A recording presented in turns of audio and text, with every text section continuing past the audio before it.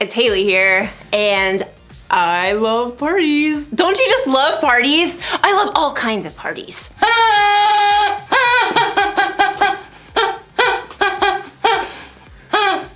Birthday parties! Happy birthday to me, happy birthday to me, happy birthday, dear Haley! Happy birthday to me! And who doesn't love a good block party? Beanbag toss!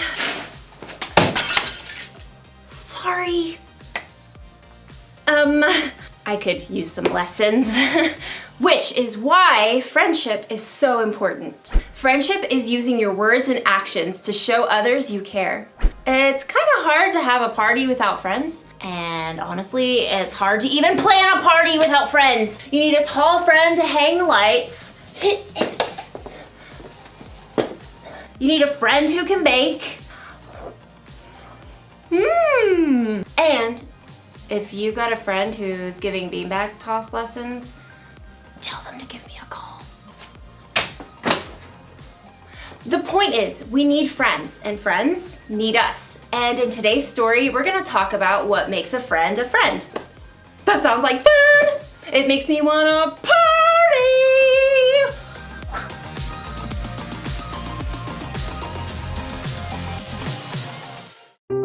The Bible. It's 66 books of history, stories, letters, and poetry that fit together to form God's one big story. The epic adventure of how He created us and loves us so much that He made a way to rescue us. As we travel through the Bible, from Genesis to Revelation, we discover people who met God and found their lives changed forever. Now, for an amazing story, inspired by the book of Ecclesiastes, chapter 4, verses 9 through 12. The writer of Ecclesiastes tells us 2 people are better than 1. They can help each other in everything they do. Suppose either of them falls down, then the one can help the other one up.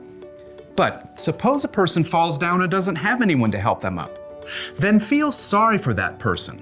One person could be overpowered, but 2 people can stand up for themselves. And a rope made with 3 cords isn't easily broken.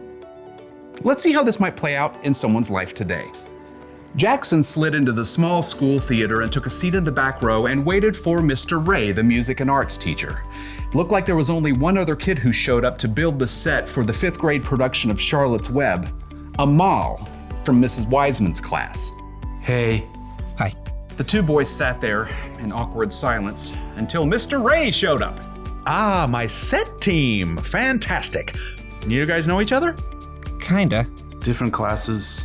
Well, you're gonna get to spend a lot of time together in the next 2 weeks as we build this set and get it painted. You guys got any experience with power tools? Jackson could see Amal shift nervously in his seat. No, I don't want to go on stage. Miss Wiseman said I could do this instead. Don't worry, I'll teach you what you need to know. How about you, Jackson? I'm pretty good with a hammer, and I didn't want to wear some silly animal costume. The 2 boys basically ignored each other as Mr. Ray showed them how to measure each piece of lumber for him to cut, and then he helped them lay out the pieces in a large frame. Now, this'll be one of the wall flats for the backdrop. We'll paint it as part of the barn. Amal, you want a hammer in these nails? I guess. I'll hold it more like this. Don't worry, you'll get it. I'll do this side. Jackson nailed together the entire flat while Amal still struggled with one corner. What a klutz. But it was a different story the next day when they started to paint. This flat is part of our barn wall. I want you guys to paint a couple of chickens right there. Amal grabbed a brush right away. Oh, do you want them to look like real chickens or like cartoons? Just give them your own personal spin. Amal got to work right away, creating an entire palette of colors while Jackson was still trying to figure out which brush to pick. Now, I've got to run down to the art room. Amal, why don't you show Jackson how to get started? I don't really... Mr. Ray smiled at them both. He needs a hand. I think you guys will make a great team. Mr. Ray hurried out. Jackson and Amal avoided each other's eyes. Well, I'll sketch an outline for the chickens. What do I do? Just, fill it in. I'm not really an artist. Jackson dipped his brush randomly in the blue paint and frowned at Amal's outline. Just have fun with it. Jackson swiped the blue brush, outlining a wing. I've never seen a blue chicken. Oh. It's great. It'll stand out. Oh. Thanks. By the time Mr. Ray returned, Jackson was surprised to discover that he and Amal had already painted 5 brilliant hued chickens. Mr. Ray grinned. I've never seen a more flamboyant flock.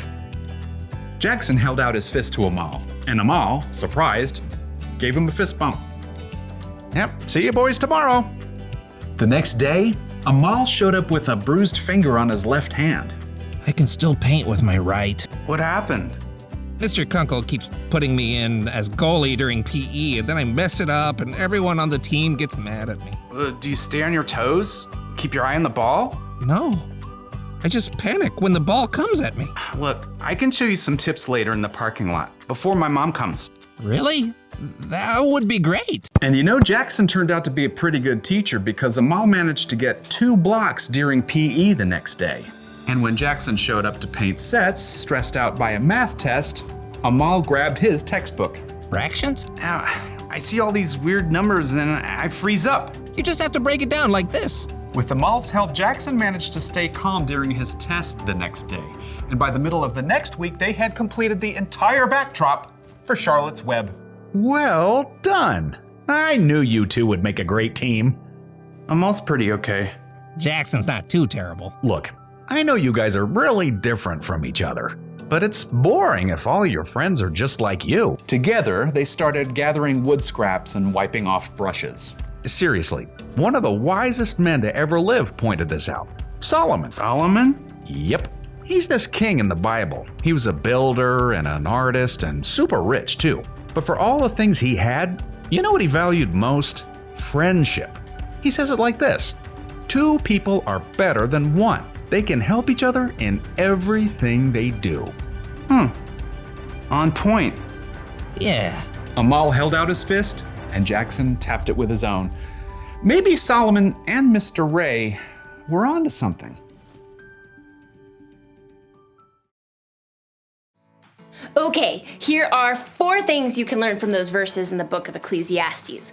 Number 1, friends get more done when they work together, which makes a whole lot of sense. Planning a party goes a lot faster when I've got someone to help me out. Which brings me to number 2, friends help each other.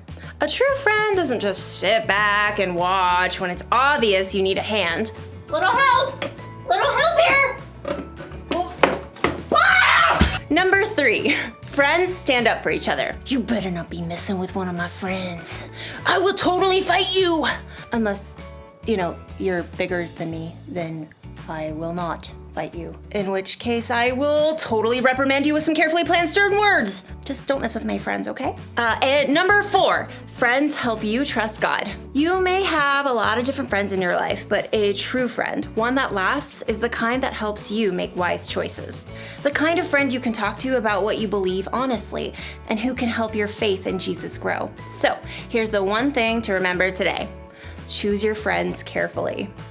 I think you should try to be a friend to everybody, whether it's a friend you choose or not. But when you're deciding who to spend most of your time with, you should choose carefully. Ask yourself, is my friend helpful? Would they stand up for me? Do they help me trust God more? And while you're at it, ask yourself this: am I a helpful friend? Would I stand up for others and help people trust God more?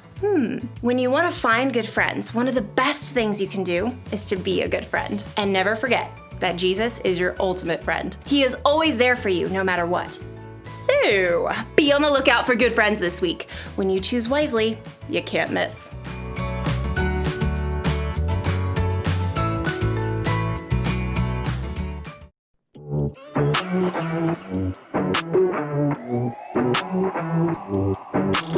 Jesus, you have been so faithful.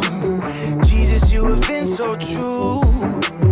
I will be forever thankful, 'cause I never had a friend like you. Help me to be who you've been to me, to everyone I see. Let us love one another with a love like no other yet. That's the way you love us, God.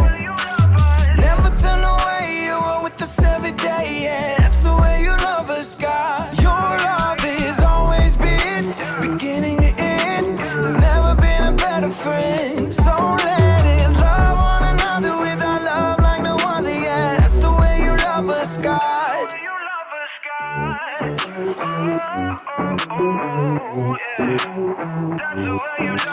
You with me in the darkest valley. You with me on the mountaintop. I'm thankful that you never leave me, and that your love will never stop.